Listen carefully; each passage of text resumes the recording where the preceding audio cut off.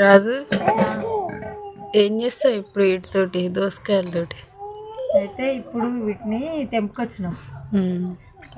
నీట్గా కడిగి మంచిగా తూడ్చి ఆరబెట్టి ముక్కలు కట్ చేయాలి. నేను ఇప్పుడే అప్ప చెప్పింది నాకు పని. అయితే ఈ వేసే పని అయితే నాకే.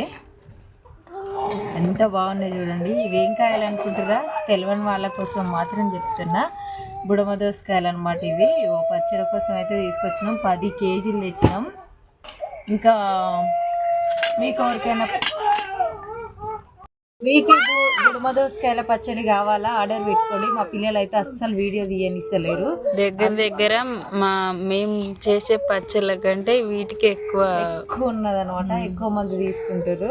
మీకు కావాలనుకుంటే ఆర్డర్ పెట్టుకోండి. ఇవి అయితే బయట ఎక్కడ ఈ పచ్చళ్ళు అమ్మరు అనుకుంటా. బహుశా అమ్మరు. ఈ పచ్చడి మాత్రమే అమ్మరు అని చెప్తున్నా నేను. కానీ మేమైతే